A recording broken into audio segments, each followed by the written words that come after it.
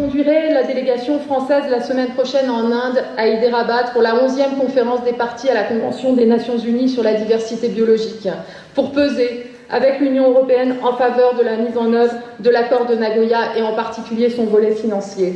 Chacun en a conscience.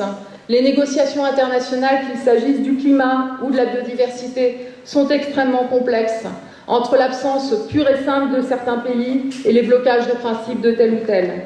Elles ne vont pas assez vite, jamais assez loin. La crise économique mondiale, qui restreint les marges budgétaires, ne facilite pas les choses. Mais cela ne doit en rien entamer notre détermination. Il y a urgence. C'est d'ailleurs cette même urgence qui a amené notre pays à faire part de sa disponibilité pour la conférence internationale de l'ONU sur le climat en 2015 à Paris, ce qui est un signal extrêmement fort de notre volonté de tout faire pour développer les négociations internationales sur le climat. Notre pays a une responsabilité toute particulière pour préserver la biodiversité. Entre la grande richesse de son territoire hexagonal et celle extraordinaire de ses outre-mer, entre ses littoraux et sa présence au total considérable sur tous les océans du monde, la France peut jouer un rôle essentiel de protection et de restauration, qu'il s'agisse de la biodiversité terrestre ou marine. La stratégie nationale biodiversité 2011-2020, qui faisait suite à l'accord de Nagoya, trace une perspective, et c'est utile. Mais nous devons maintenant passer à des mises en œuvre plus concrètes. C'est l'objet de la loi 4 sur la biodiversité. Elle permettra de traduire les avancées de Nagoya concernant le partage juste et équitable des ressources génétiques. Elle sera plus globalement l'occasion d'inscrire dans notre droit des concepts et des outils juridiques nouveaux permettant de mieux protéger notre environnement.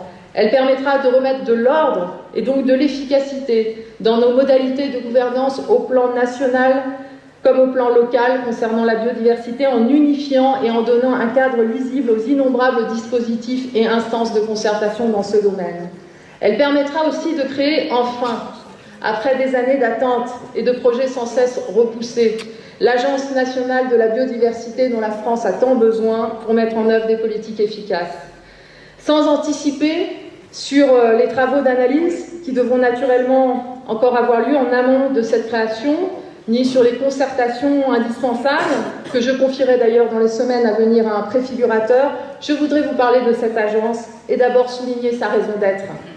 Soyons lucides, la France ne dispose pas aujourd'hui d'un outil complet et efficace en matière de connaissance de la biodiversité qui soit à la hauteur des enjeux. Les données sont éparses, incomplètes, souvent nous ne sommes pas en situation de présenter des éléments exhaustifs sur le bon état écologique, éléments qui sont pourtant une obligation au titre de nos engagements communautaires, ce qui nous expose à des situations compliquées et délicates, y compris en termes de contentieux. Nous ne sommes pas davantage de ce fait en situation d'apporter expertise et conseils de façon tout à fait appropriée en tout cas à tous ceux qui sur le terrain, collectivités locales, opérateurs, associations de protection de l'environnement veulent développer des actions pertinentes de protection et de restauration et qui se tournent à juste titre vers l'État. La première raison d'être de la création de cette agence, sa première mission, ce sera donc de développer, grâce à des moyens renforcés, un outil indispensable en termes de connaissances. La deuxième raison d'être de cette agence doit être de favoriser, d'accompagner, de développer bien mieux qu'on le fait aujourd'hui l'ensemble des actions concrètes, opérationnelles partout en France en faveur de la protection de la biodiversité, qu'il s'agisse de la biodiversité extraordinaire, protégée sur des sites remarquables, ou de la biodiversité ordinaire sur l'ensemble du territoire grâce notamment à la création des continuités écologiques. C'est partout qu'il faut agir. Cette agence devra donc d'abord permettre de renforcer l'efficacité des actions et des moyens de l'État lorsqu'il s'agit de protéger des sites remarquables, terrestres ou marins. Sur cette base, il sera possible à cette agence de prendre en charge avec des moyens adéquats ce qui fait aujourd'hui cruellement défaut, là aussi en termes d'outils opérationnels, c'est-à-dire le pilotage national du réseau Natura 2000 et de la mise en œuvre de la trame verte et bleue qui reste à faire, ou plus globalement de tout ce qui, à l'avenir, contribuera à la restauration des continuités écologiques. L'Agence de la biodiversité aura naturellement vocation à être l'interlocutrice des collectivités locales, et je pense en premier lieu aux régions, des opérateurs, des acteurs régionaux ou infrarégionaux et aussi des associations qui, de la même façon que le fait l'ADEME, elle pourra apporter non seulement expertise et conseils, mais appui opérationnel et des financements. Bref, elle pourra faire tout simplement ce que font chez la plupart de nos grands voisins européens les agences de la biodiversité qui existent généralement depuis assez longtemps et qui peuvent, même si chaque pays a ses spécificités ou son histoire, servir de référence utile pour nourrir la réflexion dans cette perspective.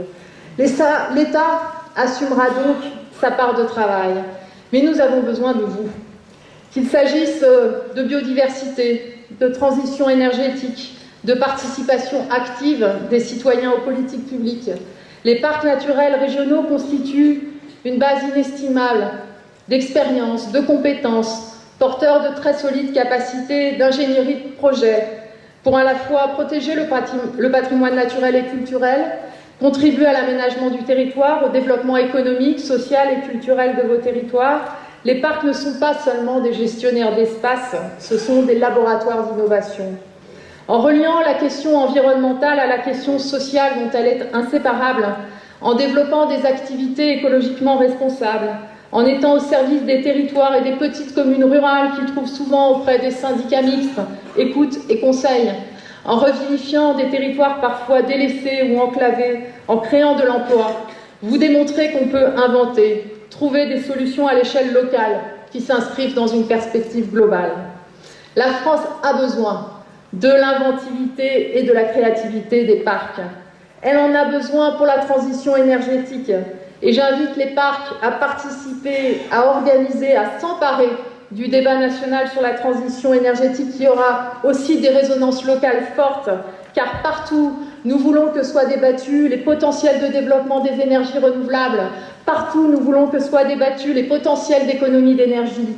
La France a besoin de la créativité des parcs, en matière de participation citoyenne, de gouvernance locale, de savoir-faire dans l'implication de 3 millions d'habitants qui habitent dans les 7 millions d'hectares de vos territoires classés, parce que l'adhésion des citoyens au changement écologique est une des clés essentielles de notre réussite.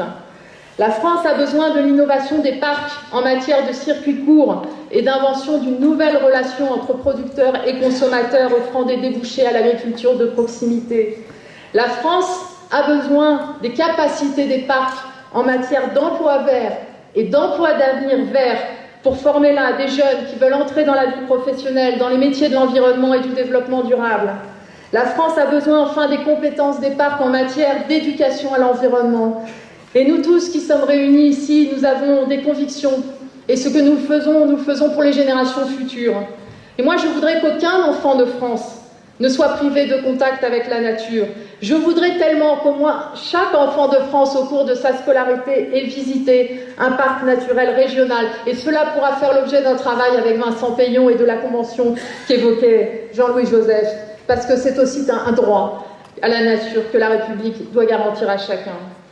J'aime profondément votre devise « Une autre vie s'invente ici ».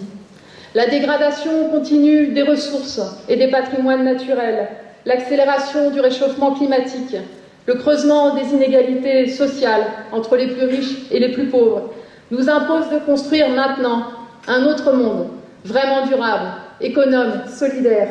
La transition écologique, c'est un nouveau modèle de civilisation. Prenons ce défi à bras-le-corps. Nous sommes lucides, nous n'avons pas le choix, mais prenons-le comme une chance.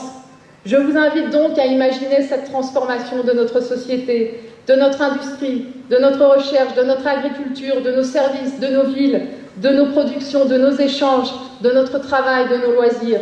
Une transformation réfléchie, concertée, discutée, accompagnée, anticipée, préparée.